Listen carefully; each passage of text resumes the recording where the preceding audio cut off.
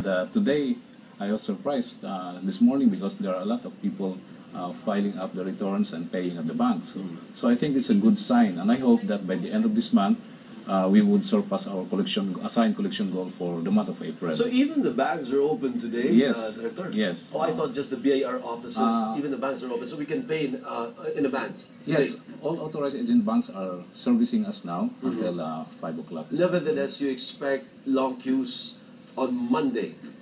Well, I think that would still happen because we suppose that there would be a lot of tax filers filing tax returns this time because of the campaign of the Bureau, especially the tax evasion cases that has been filed by the Commissioner. So I suppose people should be filing returns this time. Give us a little background, or who should or who needs to file their income tax returns. I understand those who earn the minimum wage need not file their income tax, right? So who are allowed or who must file their income tax returns?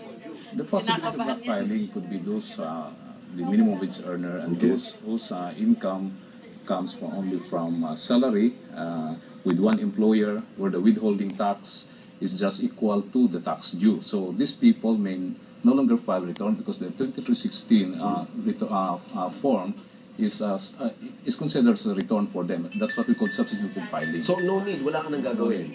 Wala For kang as long gagawin. as those three requirements are there. Okay. However, everybody who earned income in 2012 by business, by salary, or a combination of both, professionals, everybody should file a return and pay the taxes. Okay. Tax. So when you file your income tax return sa BIR on Monday, saan ka nagbabayad? Sa BIR din? O you separately need to pay your tax sa bank? There are two offices where a taxpayer can pay the tax. Okay. One is in the banks, which we really campaign that they should pay at the banks using checks. Okay. Checks. Address, pay to BIR. For the account of the Bureau of Internal Revenue. Okay. Then they could also pay if their payment in cash at our office. We have collection agents in every BIR offices. We accept tax payments of cash of 20,000 below. Okay. More than 20,000, they should pay it in check. Okay. But however, we advise taxpayers to pay check instead of cash. Dahil? Mas safer para sa kanila. At may trail. Yes, yes. Oh. So hindi kumbaga hindi tatanggap ng pera ang tauhan ng BIR. Yes. Okay. At least ang tinatanggap namin lahat, checky. Okay. So, Okay. And how do you compute your tax payments? Do you need an accountant to do that, or Can a regular yes, taxpayer ordinary do it themselves? employees can do that? I suppose that everybody who earns income should know how to compute their tax because that's their primary obligation every end of the year, no? Okay. But however, they may need the assistance of some accountants, bookkeepers. But sort of advice to everybody, professionals, businessmen, for paying taxes, hiring the services of accountants, that they should make sure that their payments has been truly remitted to the BIR. One way of checking this is from time to time they can call us up and check whether there are the payments that they gave to their accountants has been remitted to our office. No, I asked the question because when a case is filed against you in court, hindi mo naman pwedeng sabihin, sinabi ng accountant ko, ganito lang yung babayaran ko eh. So that's why the question is, dapat ba, ganun lang ba siya kasimple na malalaman ng ordinaryong manggagawa o ordinaryong rumaraket o kumikita ang pagkwenta ng babayaran niyang buwis? Kasi if it's too complicated, I would probably need an accountant to do that. And I don't know kung tama yung ginagawa niya. Alam niyo, Alvin, hindi naman ganun complicated ang pag-compute ng tax. No? Our tax returns, at the back of our tax returns, nandun yung mga guidelines, how to compute the tax, nandun yung tax rates, at nandun din yung mga allowable deductions. No?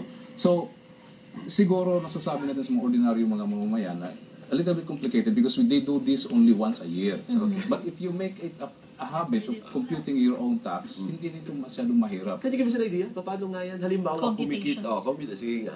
Simple Tsaka computation. iba-ibang kaso po yan, ano? Merong isang simpleng pinanggagalingan, puro talent fees. Pwedeng sama-sama yun. At meron yung ceiling. Yes. Meron namang pinagkukunan, regular fees plus talent fees, magkaiba rin yung proseso. Ganito, let's talk about professionals. Ayan, professionals. Ang mga professionals, they may have some income from the practice of profession. At the same time, mayroon silang sideline doon kung mayroon silang business, no? So, all their income, all the receipts should be pulled into one, no?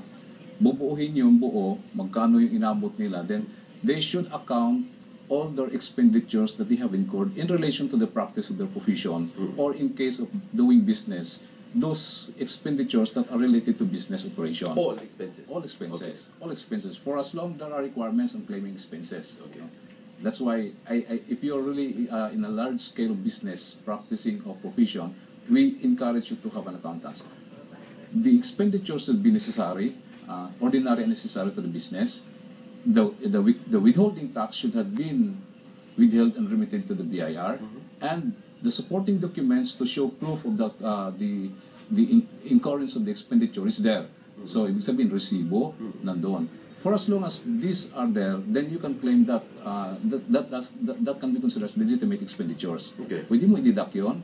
And then after that, then you have your net income minus the personal exemption. In the case of your married, single, or Head of the family. You have 50,000 as an exemption. Mm-hmm. Then if you have children, not more than 21 years of age, nasa iyo pa nakatira, hindi married, under your custody, you are entitled to have a 25,000 exemption, but not more than 4 children. Yeah. So, you deduct that from your net income, then you have your taxable income. As of, that's the only time. That's the part where the tax is going to be deducted. Yeah. Okay. You know, when you compute if you have the net income, you have the tax due minus the taxes withheld by your agency or by anybody. No? There is another way also of claiming expenditures, which some professionals opted to do, because this will excuse you from accumulating receipts, documentations. This is the optional standard deduction of 40% based on your gross income or gross receipt. Outright. There is no question about that. No documentation.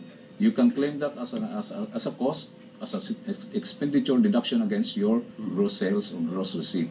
So you have your net income, then minus the personal exemption, then you have the taxable net income, then the tax due.